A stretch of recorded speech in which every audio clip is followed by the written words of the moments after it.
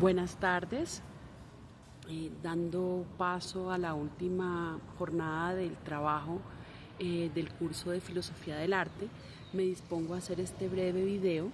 Lamentablemente no fue posible hacer el debate con mi compañera porque no fue posible articular con ella para este propósito. Y en este sentido preferí hacerlo yo sola dadas las circunstancias. Lo primero que quisiera mencionar es que agradezco mucho haber podido realizar esta actividad, haber podido tomar esta clase.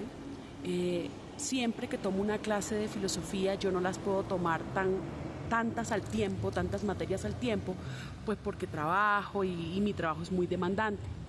Pero siempre que tomo una clase, esa clase que tomo me doy cuenta que llega como en el momento justo en que debe llegar. Y creo que en Filosofía del Arte no fue la excepción. A medida que fueron pasando los bloques, yo me di cuenta cómo esto que yo estaba estudiando, cómo esto que yo estaba viendo, yo lo podía aplicar a mi cotidianidad, a mi desarrollo personal como persona, como ser vivo, y a lo que yo hago en la vida práctica. Creo que más allá de poder elegir una de las tres líneas o de los tres bloques que se propusieron a lo largo del curso, yo creo que al final del ejercicio lo que pasó conmigo es que aquí se dio una suerte de sincretismo en la cual yo fui acumulando saberes y esos saberes trajeron una conclusión. Entonces, primero tenemos el primer momento donde se aborda la filosofía del arte como algo que va en contradicción a la realidad. Y justo ayer me pasó una cosa muy bonita porque estaba viendo un video de una obra de Degas de una bailarina. En el video que yo estaba viendo se proponía esto, que esa obra en el momento en que surgió fue una gran contradicción para la época porque el autor, en este caso es una escultura, elabora o fabrica la mandíbula de la bailarina un poco salida, demostrando en ese momento había una propuesta que era que las personas que tenían la mandíbula salida eran personas que eran delincuentes o sí, como personas de las que la sociedad no esperaba cosas positivas. Pero la propuesta que él trae va asociada a esa mandíbula salida y la cara de cansancio de la bailarina, vienen asociados a una confrontación con ese momento histórico en el cual las niñas de estratos muy pobres veían en el baile la manera de salir o de evitar la miseria y la calle y eventualmente otro tipo de actividades como la prostitución. Entonces él propone con esto eso basado en una bailarina que puntualmente es excluida precisamente por esto de la mandíbula. Eso me trajo claramente a mí a la primera parte de este curso, donde nosotros hablábamos del arte como confrontación. Y por supuesto que sí, yo creo en eso. Yo pienso que el arte es una manera de hacer, que sirve de espejo para que nosotros nos miremos y para que miremos nuestro contexto y digamos, venga, un momentico, pare aquí. Pero yo creo que el arte no se queda ahí. Entonces ahí viene la segunda parte donde yo percibo el arte, donde yo puedo decir, como lo propone el segundo autor que estudiamos, el arte depende de la percepción del observador.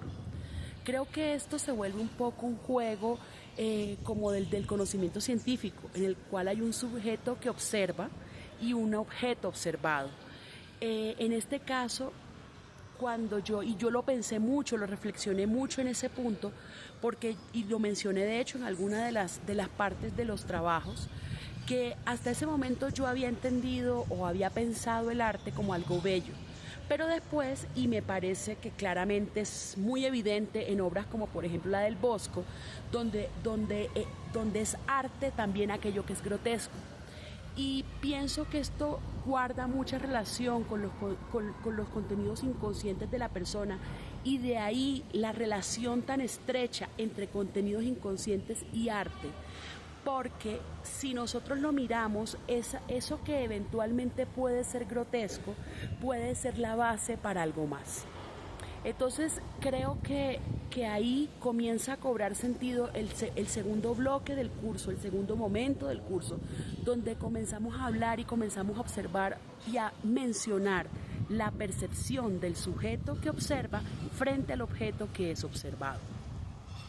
Después viene el tercer momento, que me pareció muy bonito, porque creo que de alguna manera se fusionan los dos momentos anteriores.